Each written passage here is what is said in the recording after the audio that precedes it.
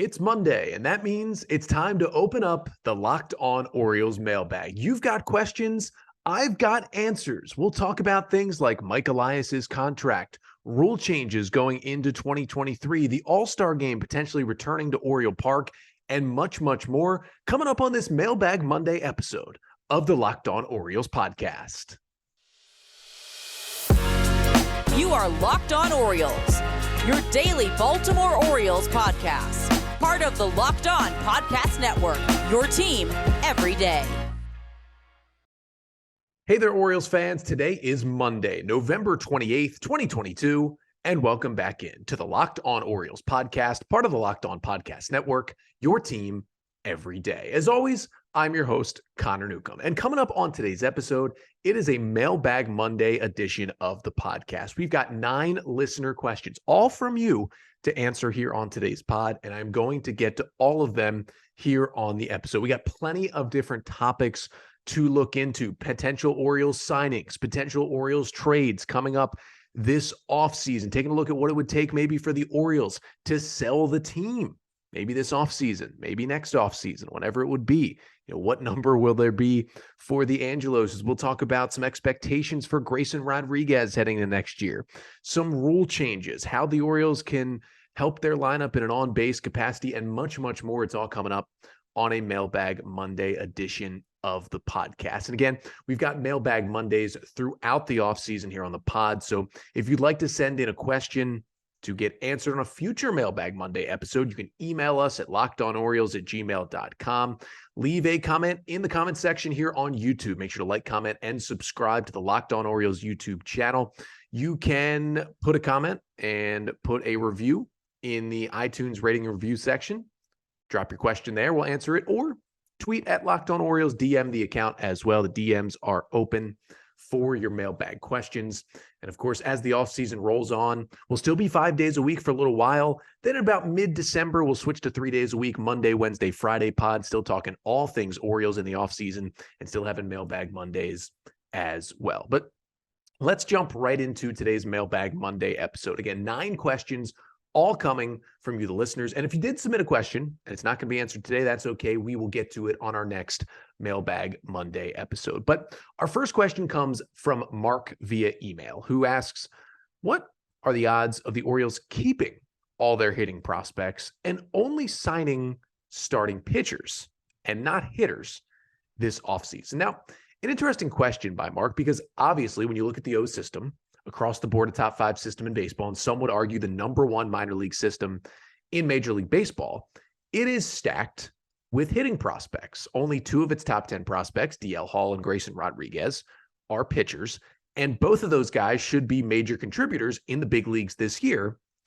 There could be a point kind of early this season where all of the Orioles' top 10 prospects are hitters. It'll kind of depend on where Drew Rom and Seth Johnson slot in, but there's a chance at some point it's 10 and it's all hitters. It's a very hitter-heavy system. We know that. And there's a lot of good ones. So I understand, all right, let's go buy pitching. Let's call up all these hitters.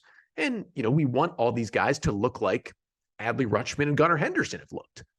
But that's not going to be the case. So to answer Mark's question, I don't think the chances are high that the Orioles would just go get pitching in free agency and then would hold on to their hitters and promote them, and that would be the team next year. Because when you look at what happened in 2022, the Orioles won 83 games because of their pitching, because starters pitched better and the bullpen was incredible. The Oriole offense, all things considered, was at best maybe equal, maybe a touch better than their offensive output when they won 52 games in 2021. The offense was the issue of why this team didn't take a further step and get into the postseason this year. So it needs to be upgraded.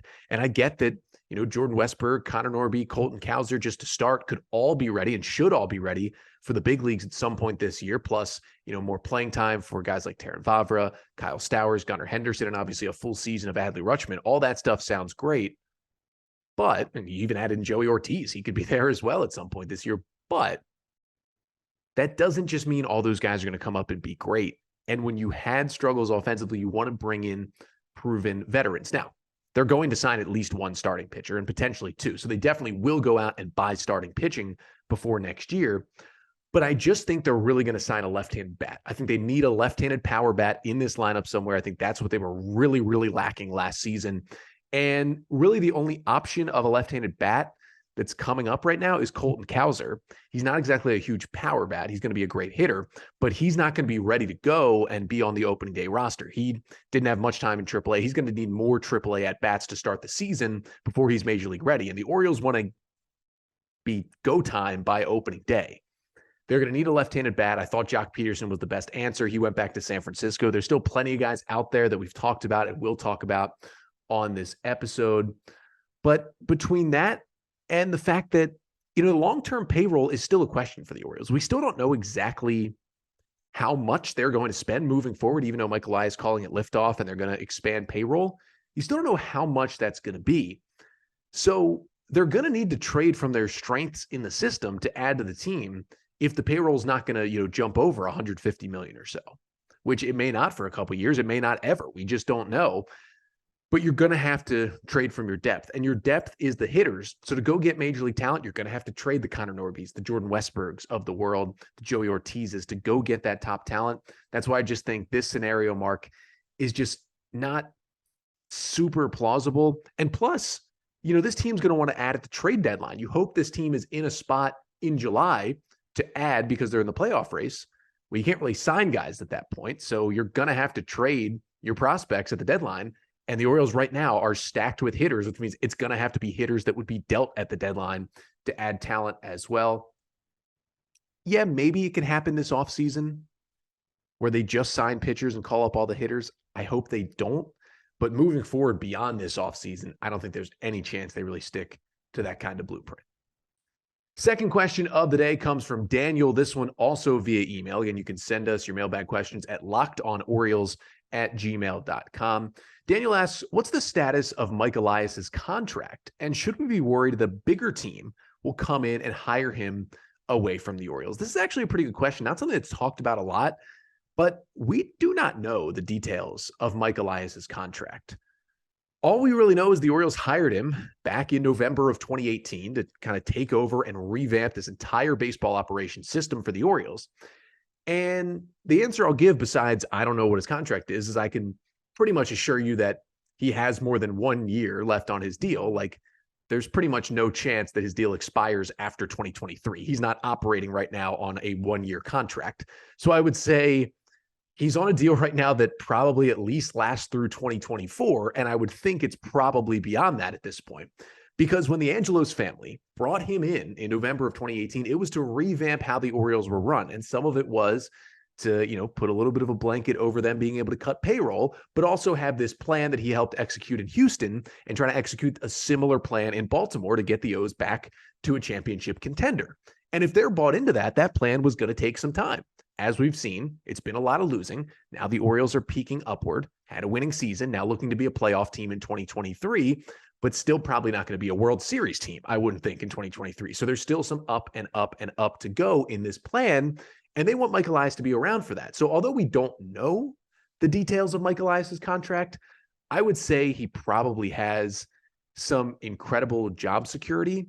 And that's also because, they have full buy-in on Mike Elias. The Angeloses are preoccupied fighting each other in all of these lawsuits going on, and they're letting him run the show. Now they're still going to set the payroll, and we still have to see what that's going to be. But other than that, Elias is in charge to make a lot of these decisions right now. And he's not going to leave because what other place is going to give him this much job security and this much autonomy over what happens because they bought into his plan? He probably came in and said, here's my 10-year plan to fix the Orioles. The Angelos has said, perfect, come on in. So they're letting him go with his plan. If he goes somewhere else, there could be a situation like James Click in Houston this year, where he wins the World Series as the GM of the Houston Astros. But because there's so much infighting between him and the owner, Jim Crane, who just is a wannabe billionaire GM, who doesn't really know anything but wants to run the team, butting heads with Click, and ends up not renewing his contract after he built a World Series winning team, Elias doesn't want to get into a situation like that. He's kind of in a perfect situation for himself. There's no pressure because he was expected to come in and lose. He's got an ownership group that's bought into his plan, and he's in control. He's kind of in the perfect spot. And now he's got a team that's coming off a winning record and has some more positive feedback into it from the city of Baltimore. Mike Elias, I don't know what the contract is, but I'm pretty sure he has top 5 job security of all GMs in Major League Baseball. I mean, there's probably only one man who has better job security in the city of Baltimore right now. And for some reason, that seems to be Greg Roman. Third question of the day comes from Ryan via Twitter, who, in kind of a similar vein, asks, what offer would it take for the Angeloses to sell the Orioles right now? And this is a topic that many are talking about because we're still a little worried about what this payroll is going to look like. It's been cut to shreds the last 4 years. The Angeloses are all fighting each other. There's all these lawsuits. They're very public right now. It's not a good look for that family and for the Orioles. And it seems like what would help this team traject upwards would be a sale of the team. Now, I think the Angeloses love having the Orioles. I think it would be tough for them to sell. But looking at a number, you just look back at the last couple of sales across Major League Baseball. Now, the Angels have been put up for sale right now. So that number is going to influence what the Orioles number would be. Now, the Angels, a team kind of in LA, they have stars in Ohtani and Trout, maybe makes it a little different. They would probably go for more than what the Orioles would go for, but still. The Mets went for $2.4 billion in 2020 from Steve Cohen. The Orioles probably won't go for that price. The Royals went for $1 billion in 2019. That's more of a one-to-one comparison to the Orioles. And the Marlins went for $1.3 billion in 2017 when Derek Jeter came in. Those two numbers, Royals and Marlins, probably closer to what the Orioles are worth. And Forbes put out an article earlier this year valuing each Major League Baseball team. The Orioles, they valued at $1.375 billion. They value them as the 22nd most valuable team in Major League Baseball. So I would say if the number $1.5 billion, $1.5 billion came to the Angeloses, I think that could get them to sell right now and just get out of this thing. So if anybody out there has $1.5 billion and wants to spend it on this team and then has more money to spend it on players and get the Orioles back to a winner, please come buy this team from the Angelos. I'm going to end up not liking you because you're a billionaire, but I'll like you for a little bit. Be coming and take this team off the Angelos' hands. We've got plenty more questions to answer here on today's Mailbag Monday episode. Coming up next, we're going to talk about how some rule changes for next year could affect the Orioles, talk about why the O's would maybe be going after one of these big name shortstops in free agency. We'll talk about the All-Star game and if it's ever going to come back to Camden Yards. But first, this episode of the Locked On Orioles podcast is brought to you by betonline.net, which is your number one source for sports betting info, stats, news, and analysis this fall, because really there's so much going on right now in the world of sports, and BetOnline has your lines and odds for every single game out there. Of course, the World Cup's going on, huge match, USA and Iran tomorrow. US needs to win to get into the knockout stage. It's going to be a big one. All the lines and odds for every World Cup match at BetOnline. Plus, you got college football heading into conference championship weekend to decide who's going to go to the college football playoff. Of course, the NFL every Sunday. You got college basketball. You got the NHL. You got the NBA. So much is happening, and you can get all the action at BetOnline. Plus, if you love sports podcasts, and I hope you do if you're listening to this one, you can find those at BetOnline as well. They're the fastest and easiest way to get your betting fix. So head to the website today or use your mobile device to learn more. That's BetOnline, where the game starts. So I am answering your Baltimore Orioles questions here on a Mailbag Monday edition of the Locked On Orioles podcast. And we'll get to our fourth question of the day. Comes from Noodles on YouTube, who asks, how will the rule changes for next year impact who the Orioles target in terms of trades and free agency this offseason? This is a good question. I've addressed it a little bit on the pod before, but wanted to go into it again and again. The three big rule changes, if you're not familiar, for the 2023 Major League Baseball season is the bases are going to get a little bit bigger, which means the space in between first and second and third will be slightly less than 90 feet. There'll be a couple more inches in there, or a couple less inches, I should say, between each base. You've got the pitch clock coming in. It'll be about 15 seconds with nobody on. It'll be 20 seconds with runners on base. as well. Then you got the shift being banned. So you have to have two players in the infield on each side of the second base bag starting in 2023 as well. And in terms of how this could, impact the Orioles, but this really is for every team in Major League Baseball, how it impacts what they do in free agency on the trade market this offseason. I think number one, guys who steal bases, guys with speed, become even a little more valuable. We saw Cedric Mullins and Jorge Mateo steal 35 and 34 bases this year, lead the American League. Each of them could, push 40 next year if they get the same playing time, because it's going to be slightly easier to steal bases. And also with the pitch clock, you can time guys up a little more. So that makes it even easier to steal bases. So maybe if the Orioles are looking at one of the four big shortstops, Carlos Correa, Trey Turner, Xander Bogaerts, or Dansby Swanson, maybe that, gives another point to Trey Turner, because he is an elite base stealer. He is a top 2 guy in terms of sprint speed in all of Major League Baseball. And maybe that gives him an extra notch because he could steal even more bases going into next year, and he's still got that speed. So that's one way you could look at it. In terms of the shift is obviously going to help the big pull-happy lefty sluggers. So a couple of the guys on the market, Cody Bellinger, Joey Gallo, maybe Josh Bell when he's hitting from the left side. Those are some, I think Bellinger and Gallo are the big obvious guys who are kind of buy low, prove-it contract candidates, not guys that are going to get mega deals, probably going to get 1 year, $10 million deals to try and prove that they can still be a star level player in Major League Baseball. But hey, maybe the Orioles are a little more interested in Bellinger or Gallo or someone like that with the shift ban and those guys getting more base hits into right field. And the pitch clock, I would say, maybe if you're between two free agents and one guy's a little faster on the mound, you look at them. In terms of the free agent pitchers who are out there, Taijuan Walker is the fastest among them. He's in the top 25 in Major League Baseball in terms of fastest times, from his windup to the plate, at fastest times in between pitches, I should say. So, that's something to look at. He's definitely someone the Orioles are considering. Andrew Haney is up there as well, another free agent pitcher. And then Marco Gonzalez is pretty fast in between pitches. He's not a free agent, but he's come up in a lot of trade talks with the Mariners, I think, looking to deal him somewhere to get offensive help. So those are 3 guys that I think maybe the Orioles take a little bit of a closer look at just because of those rule changes going into next year. Our 5th question of the mailbag comes from Charles via YouTube, who asks, why would the Orioles go after a big name free agent shortstop if they already have Gunnar Henderson? And I've got this question in a lot of different forms, maybe insert Jorge Mateo, insert Ramon Arias, insert whomever. Here is how I break it down. If you bring in the free agent shortstop, and even if you say, let's say it's Carlos Correa, you bring in Carlos Correa for this big money, 8-year, $200+ million deal. You stick him at shortstop. You can stick Gunnar Henderson at third.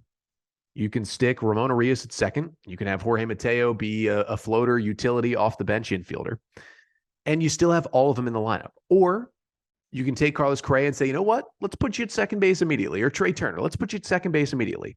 You play Jorge Mateo at short, Gunnar Henderson at third, Ramon Arias, kind of your floater utility infield guy.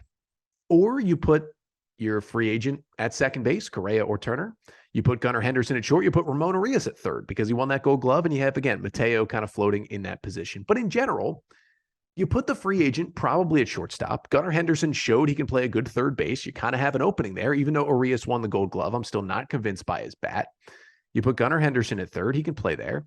And then a couple years down the road, you switch him because I think most of these shortstops, probably besides Dansby Swanson, I think Bogaerts, Turner, and Correa are all going to either move to second or third base at some point during these contracts. So when they do, you move Gunnar Henderson back to shortstop. You either move the free agent guy to third or second, and you have another infielder, whether it be Joey Ortiz or Jordan Westberg or a trade or a free agent signing or Jackson Holliday or whoever it is down the line. That guy moves to the other position. It's pretty easy. Listen, the Orioles called up Manny Machado. He was a shortstop, but he played third base because the Orioles the year before had traded for J.J. Hardy, who was a veteran all-star shortstop who stuck at short. Machado played third. Now, Hardy, stayed in Baltimore for longer, and eventually Machado did move to short, but he became a platinum glove third baseman, and I think Gunnar Henderson can be that too. It's okay to have Henderson play third base. It's okay to move the free agent shortstop to third base or second base if you want Gunnar to play short or Mateo to play short. Either is fine. It's about getting that elite bat into the lineup. The Orioles didn't have that elite bat a lot of the times last season. That's why the offense held them back. They need that bat in there. And if it's shortstop, it's a shortstop. You'll make it work by any of those moves I just mentioned. You're not blocking Gunnar Henderson by making that move. Not in any way, shape, or form. Gunnar Henderson's going to be in the lineup every single day next year, no matter who they bring in via free agency. Next question comes from John on YouTube, who asks, do you think the All-Star game will ever come back to Oriole Park at Camden Yards? And obviously, he kind of prefaced this question by the fact that just at the end of last week, Major League Baseball announced the Texas Rangers were awarded the 2024 Major League Baseball All-Star game. The All-Star game is going to Seattle in 2023, and then it'll go to Texas's new indoor ballpark in 2024. That's as far out as they've awarded the All-Star games so far. Now, Seattle has it next year. They last had it in 2001 in the same stadium when that stadium was fairly new. They're having it there again. The Orioles last had it in 1993. Remember, Camden Yards opened in 92. They had the All-Star game there in 93. It hasn't been back since. Seattle's now had it twice since then. Texas will now have it twice since then, although this time, the first time at this new ballpark. So I get it. Generally, when a new ballpark opens the year after or 2 or 3 years after, the All-Star game goes there. So 100% understand why it's going to Texas in 24. But it pretty much feels like it should go to Baltimore in 2025 at this point.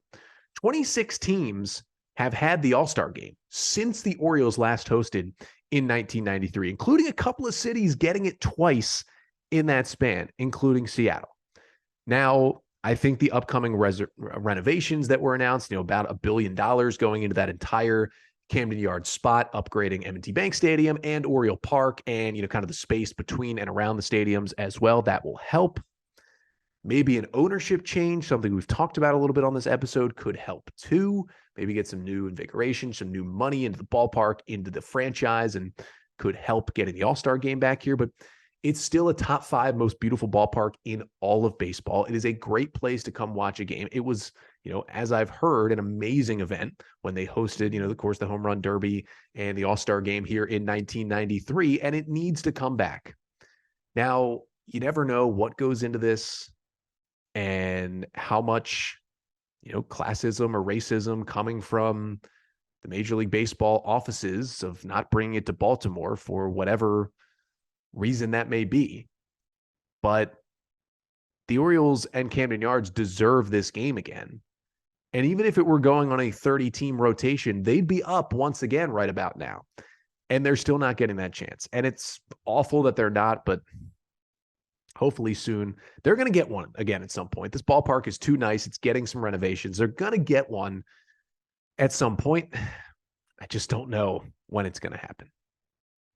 We've got 3 more questions to answer here on a Mailbag Monday episode to finish out the pod. Talk a little bit about what we should expect out of Grayson Rodriguez in his rookie year, who the Orioles could add to the lineup to help with their on-base percentage as a team, and what kind of playoff spot the Orioles should be shooting for in 2023. That is all coming up next. But first, this episode of the Locked On Orioles podcast is brought to you by Simply Safe. If you've thought about securing your home with home security, but have been putting it off, you'll want to listen up, because right now, Locked On Orioles listeners can order the #1 rated Simply Safe home security system for 50% off. This is their biggest offer of the year, and you won't want to miss it. And here's why everyone loves it so much. In an emergency, 24/7 professional monitoring agents use Fast Protect technology exclusively from Simply Safe to capture critical evidence and verify the threat is real, so you can get priority police response. And the professional monitoring, it's 24/7, and the service costs less than $1 a day.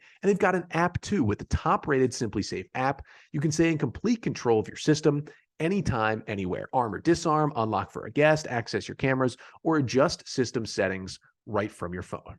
So don't miss your chance to save big on the only security system we at Locked On Podcast recommend. Get 50% off any new Simply Safe system at simplysafe.com/LockedOnMLB. This is their biggest discount of the year, so don't wait. That's simplysafe.com/LockedOnMLB.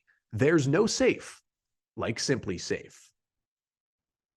So we're finishing things up here on a Mailbag Monday episode of the pod. 3 more listener questions to get to. Again, if you want to submit a question for a future Mailbag episode, tweet at us at Locked On Orioles, DM the account, email lockedonorioles@gmail.com, or of course, post in the comments right here on the Locked On Orioles YouTube channel. But our 7th question of the day comes from Justin via YouTube, who asks, what are realistic expectations for Grayson Rodriguez at the major league level in 2023? And first, I think it is realistic to expect Grayson Rodriguez will pitch in the big leagues with the Orioles for the entirety of the 2023 season. He seemed to be almost ready to go in the bigs when he got injured in June with that lat injury, and Norfolk kept him out most of the rest of the season. Came back and threw some innings at the end of the year in AAA, but the Orioles had a chance to call him up, just never did to make his debut right at the end of the major league season. But he's their top pitching prospect.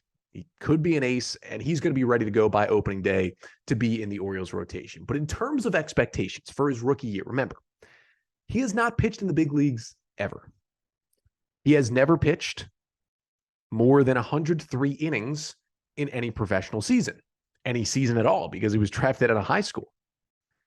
He pitched only 75 2/3 innings in 2022, mostly because of the injury, but he's coming off an injury. Now he's going to be fully healthy, has a whole offseason. He was already fully healthy at the end of the year. And when you look at the fact that he had thrown, 60-some innings when he got hurt in June, he was on track to throw 120, 130, maybe more innings in 2022, with a lot of those coming at the major league level. But there is going to be an innings limit on Grayson Rodriguez next year. Just get yourself ready. He's going to have a limit. The Orioles aren't going to send him out there for 7 innings every 5 days and let him roll. There may be somebody piggybacking with him. He may be cut to, 4 innings a start at first, and then go to 5 innings, and then 6 innings, and then let him loose by, June of next year. I could see a cap of around, 130 or 140 innings on his 2022 season. And you maybe, skip a start a couple times during the summer just to keep those innings going, especially if the O's are in the race and they want to keep Grayson around for the stretch run and the pennant chase in September and hopefully October. I can see that happening. But what I will say is, you look at what Spencer Strider did this year for the Braves as a rookie. Started the year out of the bullpen, then moved to the rotation. 131 2/3 innings, a 2.67 ERA, about 14 Ks per 9, 3 walks per 9, finishes second behind his teammate Michael Harris in NL Rookie of the Year voting. I feel like that's kind of the peak we could hope for from Grayson Rodriguez. And I think he could do much worse than that, and it'd still be considered a very successful rookie season in Baltimore. So expectations, again, some sort of innings limit, somewhere around 130, 140. Maybe it could be pushed to 150, but he's going to be limited at the beginning of the season. I would be shocked if in his first 4 or 5 starts, they let him go any further than 5 innings into the game, because they're going to want to hold back those innings, especially early in the year. He may piggyback with someone else early in the season. He may start every 6 days instead of every 5 days for the first couple of months. But even once they let him loose fully, expect some growing pains. Expect some balls getting hit hard. Expect some home runs. Expect a start where he goes 2 1/3 and gives up 5 runs. It's going to happen in his rookie year. I think long-term, he's going to be an ace of this Orioles staff. He is a great, great pitcher, but give him some time. Do not expect him to be throwing 7 shutout with 10 Ks the moment he steps on the mound next April. There's going to be some growing pains. He's going to have to work some things out. But by the end of the year, we're going to be saying, I can't wait for Grayson to start opening day 2024. Be ready for him to be the ace of this Orioles staff. But let him kind of figure things out a little bit at the major league level first.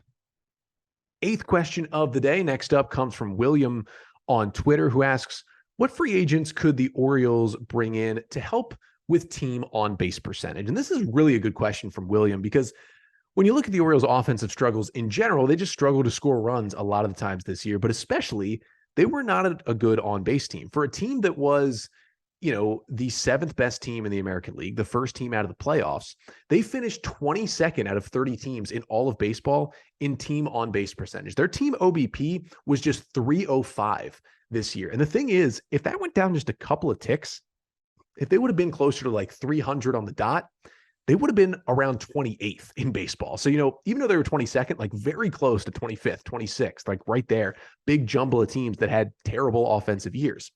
It's something the Orioles really need to work on, because you look through the lineup and like Cedric Mullins had his walk rate drop a little bit. Now, Adley Rutschman, an elite on-base guy, but Ryan Mountcastle, not exactly a guy who's going to draw a whole lot of walks. We'll still see from Gunnar Henderson, but Austin Hayes, mostly a free swinger. Anthony Santander, very, very improved in that spot, but Jorge Mateo, a big-time free swinger. Ramon Urias, not exactly, the god of walks over there when he is in the Oriole lineup. Even looking at guys like Kyle Stowers, not exactly the greatest walk man. Even Trey Mancini wasn't drawing walks, every time he was going up there. So in general, you add in Rougned Odor, who wasn't walking a whole lot.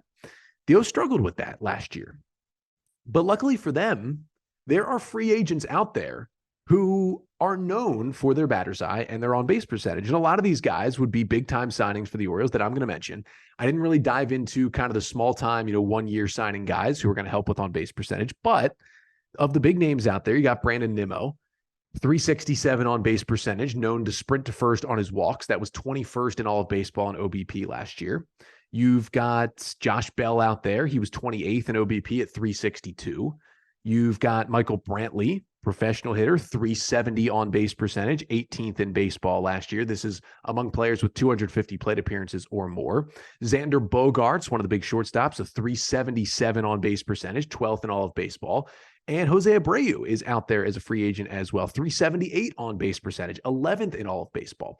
So there's some big-time OBP guys. Now, obviously, Aaron Judge is also out there. He was a 425 on base. That led baseball. Don't think the O's are getting Aaron Judge, but the options are out there for the Orioles to go spend money and help with the on-base percentage as well for this team in 2023.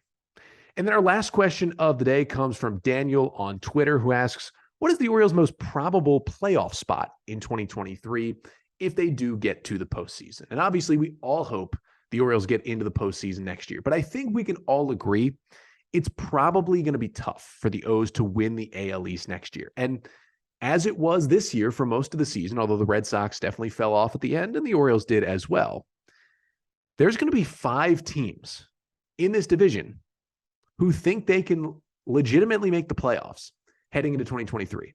All 5 teams, the Blue Jays, the Yankees, the Rays, the Red Sox, and the Orioles, should put themselves in a spot moving forward because of the talent they already have and what they do this offseason to be gunning for a playoff spot legitimately and realistically in 2023.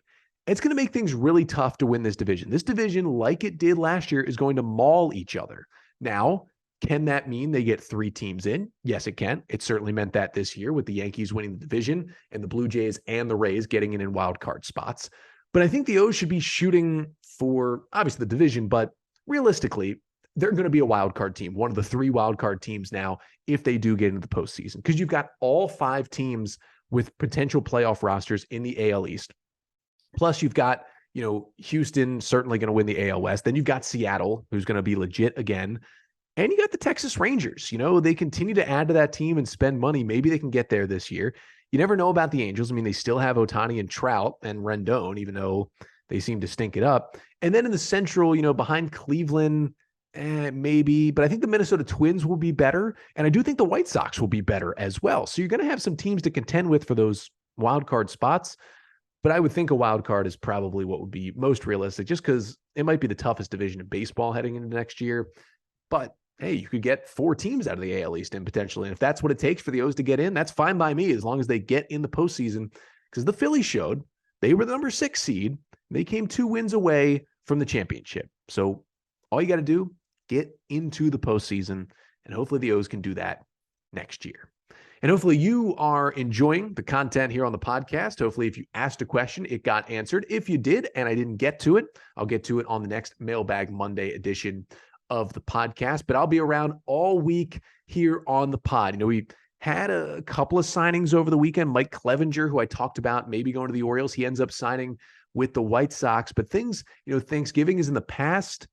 Maybe that means things start to heat up. Obviously, the winter meetings, they will be next week. That's when really moves will start. But maybe some things will trickle in this week. And if they do, I'll have it all covered here on the pod. If not, if the Orioles stay quiet for the week, I'll still be here every day, kind of finishing off, recapping all of the Orioles player seasons with our player review series and continuing to look at what the Orioles could do in terms of offseason moves this year. And I'll continue with those conversations coming up on tomorrow's episode. But until then, I'm Connor Newcomb, and this has been the Locked On Orioles podcast, part of the Locked On Podcast Network. Your team every day.